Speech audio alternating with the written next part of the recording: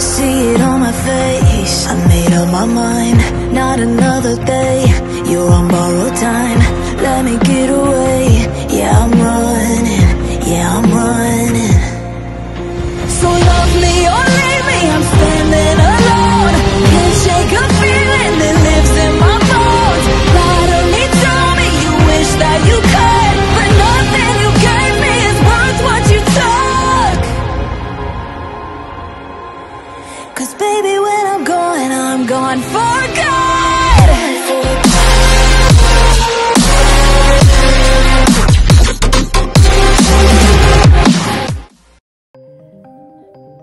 Melanjutkan dari kisah sebelumnya.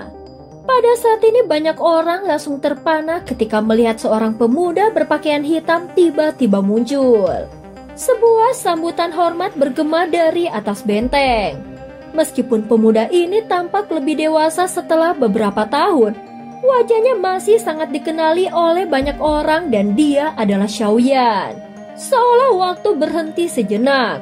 Seiring ketibaannya, suasana berubah drastis. Namun tiba-tiba, sesosok muncul diam-diam di belakangnya seperti bayangan hantu.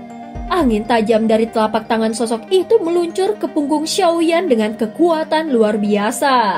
Serangan menyelinap ini mengejutkan semua orang. Bahkan sebelum mereka sempat bereaksi, tubuh penyerang dari Sekte Singa mendalam terpental mundur dengan darah memancar dari mulutnya. Sorak-sorai bergema saat puluhan sosok melangkah di udara. Mereka mengenakan pakaian hitam dan auranya sangat kuat sekitar level Daozun. Sebanyak 30 orang kekuatan luar biasa ini membuat seluruh sekte musuh tercekat dalam ketidakpercayaan. Barisan seperti ini bisa mendominasi seluruh wilayah barat laut. Gumam Hai Bodong dengan nada terkejut. Sementara itu, Xiaoyan menatap seorang gadis kecil yang dipeluknya dengan penuh kelembutan. "Siapa namamu?" tanya Xiaoyan. "Xiao Xiao," jawab Xiao Xiao dengan pelan. Meskipun belum mengenalnya secara langsung, ikatan darah yang kuat membuat Xiao Xiao tidak merasa asing di pelukan Xiaoyan. "Apakah kau ayahku?" tanyanya dengan polos. Pertanyaan itu membuat hati Xiaoyan bergetar hebat. Dia tersenyum hangat dan membalas, "Anak yang baik." Tiba-tiba suara tawa akrab menggema. Seorang pria datang mendorong kursi roda dengan cepat. Itu adalah saudara laki-lakinya. "Saudara kedua," seru Xiaoyan, wajahnya penuh haru. Xiaoli langsung memeluk Xiaoyan dengan keras dan menepuk bahunya. "Kau baik-baik saja?" "Ya, aku baik-baik saja," jawab Xiaoyan. "Bagus, kau sudah kembali. Ini belum terlambat," ucap Hai Bodong. Xiaoyan lalu menatap seorang wanita cantik berbaju zirah merah ketat Cailin meskipun kuat matanya terlihat rumit. "Aku pikir kau tidak akan kembali," ucap Cailin, ada sedikit kemarahan dan banyak keluhan dalam suaranya. Selama bertahun-tahun, dia bukan hanya membesarkan Xiao Xiao tetapi juga memimpin aliansian di tengah tekanan besar. Semua beban itu dia tanggung sendirian karena pria di hadapannya. "Kakak ketiga, iparku ini sudah cukup menderita. Jangan sampai mengecewakannya, atau kami yang akan menuntutnya," ucap Xiaoli dengan serius. Xiaoyan berjalan mendekat lalu dengan lembut memeluk Cailin. "Maaf, ini sudah terlalu sulit untukmu," ucap Xiaoyan dengan pelan. Mata Cailin berair. Meskipun selama ini dia bersikap kuat, dia tetap seorang wanita yang menantikan pelukan hangat suaminya. Namun dia tetap bergumam, "Jangan pikir kau akan bebas hanya karena berkata begitu." Cailin segera menarik diri dari pelukan itu. Sebagai pemimpin aliansian, dia tidak ingin terlihat lemah di hadapan banyak orang. "Serahkan yang lainnya padaku," ucap Xiaoyan sambil mengelus kepala Xiao Xiao. "Putri yang baik, ikutilah ibumu," ucap Xiaoyan. "Ayah, lakukan yang terbaik," jawab Xiao Xiao dengan polos. Cailin memperingatkan, "Hati-hati, banyak elit Daozun di pihak musuh." Xiaoyan tersenyum dan melangkah ke udara. Matanya menatap pria besar bernama Sitian. "Kau Xiaoyan, kepala aliansian?" tanya si Tian terpana. Namun Xiaoyan tidak menjawab. Dia hanya menatapnya dengan tenang. Si Tian marah lalu mengayunkan pedang emasnya ke arah Xiaoyan. Pedang itu menyala dan menghantam tubuh Xiaoyan dengan keras. Tapi Xiaoyan tidak mundur satu langkah pun. "Apa?" si Tian terkejut. Bahkan serangan yang bisa menaklukkan Daozun bintang 7 tidak mampu menyentuh Xiaoyan. Dengan gerakan cepat, Xiaoyan mengayunkan telapak tangan berapi-api dan api panas menyelimuti si Tian dan menghancurkan pertahanannya seketika. Tubuhnya terbakar dan terpental ke tanah. "Dia bintang 8 Daozun," seru semua orang. Pada saat yang sama kabut hitam kemudian muncul di langit. Seorang berjubah hitam melangkah perlahan dan itu adalah Tianzun ke-9. "Aku tidak menyangka bocah sepertimu berani kembali," ucap Tianzun ke-9 dengan dingin. "Aku khawatir kau tidak punya kualifikasi untuk menangkapku," jawab Xiaoyan tersenyum tipis. Keduanya lalu terlibat dalam pertarungan sengit. Serangan Tianzun ke-9 terus diluncurkan. Namun Xiaoyan mampu menahan semuanya. Bahkan ketika 3 ahli Hall of Soul lainnya muncul, 3 tetua Hu dari dataran tengah juga datang membantu Xiaoyan. Dalam waktu singkat, medan pertempuran penuh dengan kekuatan para elit Daozun bintang 8 dan 9. Namun kejutan terbesar datang saat Tianzun ke-4 muncul, ahli transformasi darah legendaris yang sudah lama menghilang.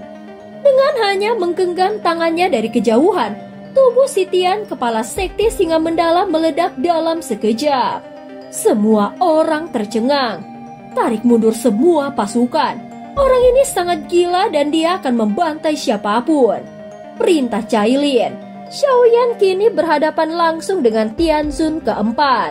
Kekuatan Tianzun ke-4 membuat darah dalam tubuh Xiaoyan mulai bergejolak. Namun garis keturunan barunya dari makam surgawi aktif secara otomatis dan menetralkan efek transformasi darah itu sepenuhnya. Ini adalah garis keturunan dari makam surgawi. Sangat kuat. Hingga bahkan transformasi darah pun tidak bisa mempengaruhiku, ucap Xiaoyan. Tatapan Tianzun ke-4 terkejut.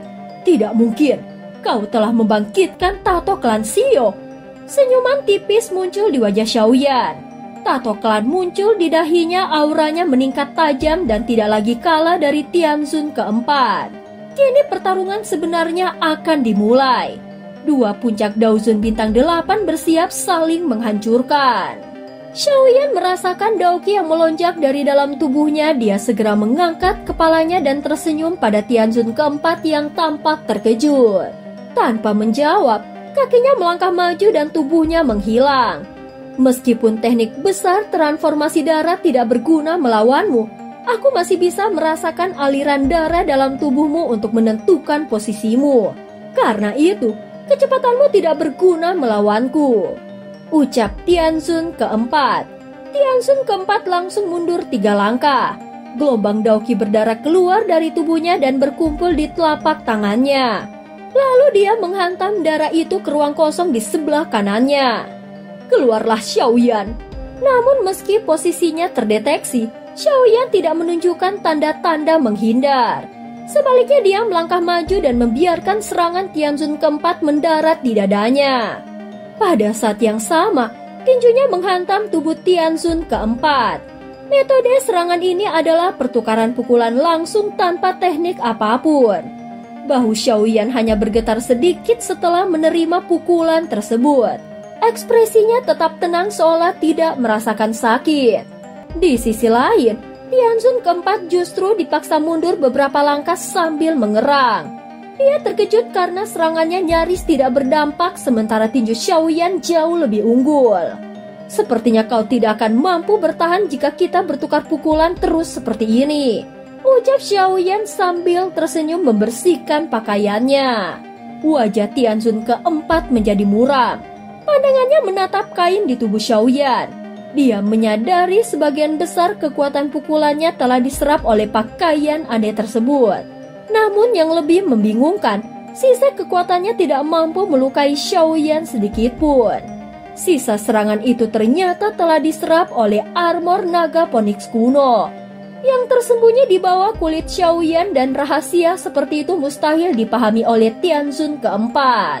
Saat ini Tianzun keempat merasa tertekan. Serangannya tidak membahayakan Xiaoyan, sementara dia sendiri tidak bisa mengabaikan serangan musuhnya. Namun Tianzun keempat bukanlah orang biasa. Dia tahu jika kekuatannya sekarang tidak cukup, maka dia harus segera menggunakan kekuatan yang lebih besar. Teknik besar transformasi darah. Darah penelan hebat. Teriak Tianzun keempat. Teriakannya menggema ke seluruh penjuru. Tubuh siapapun yang lebih lemah dari elit Daozun dalam radius 10.000 kaki meledak seketika, berubah menjadi darah yang langsung terserap ke tubuhnya. Jurang bawah juga bergejolak, lautan darah meluap dan diserap olehnya. Aura Tianzun keempat melonjak dengan liar. Meski kekuatannya belum mencapai kelas Banseng, ia jauh lebih kuat dari sebelumnya. Xiaoyan, jangan bermain-main denganku.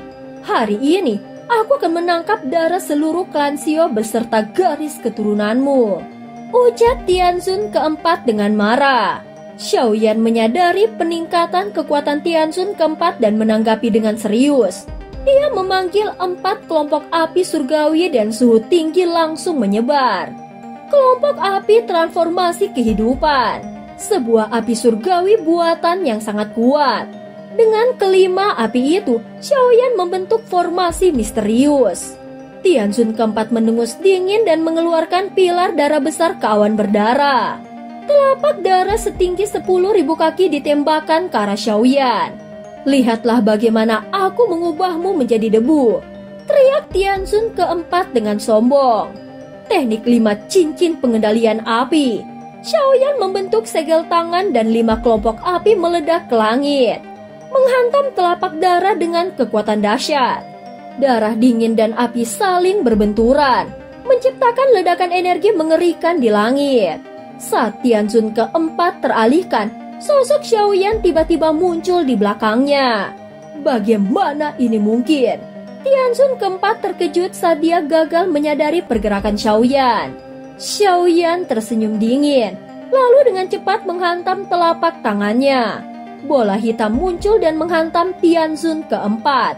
Meskipun Tianzun keempat mencoba membentuk perlindungan, kekuatan pukulan Xiaoyan tetap berhasil menembus dan membuatnya memuntahkan darah dan tubuhnya meluncur mundur. Menyadari situasinya jatuh dalam kerugian besar, Tianzun keempat berencana untuk melarikan diri. Saat dia hendak kabur, Xiaoyan muncul lagi tepat di depannya dengan sayap kuno hijau merahnya, lalu melepaskan teknik pamungkasnya. Itu adalah teratai api. Ledakan hebat terjadi dan api menghanguskan tubuh Tianzun keempat dan mengubahnya menjadi seperti babi panggang. Tubuhnya terjatuh ke lautan darah yang menggelembung sebelum akhirnya menghilang bersama lautan darah tersebut. Namun tepat sebelum mati, Tianzun keempat berhasil memanggil terowongan spasial dengan menghancurkan token giok terakhirnya. Seketika tubuhnya ditelan oleh pusaran ruang dan menghilang. Xiaoyan mengepalkan tangannya mengeluarkan pilar api ungu yang menembus jurang untuk memastikan Tianzun keempat tak kembali. Meskipun gagal membunuhnya sepenuhnya, luka yang diderita Tianzun keempat akan sangat sulit dipulihkan. Bahkan tidak akan bisa menembus ke tingkat yang lebih tinggi lagi.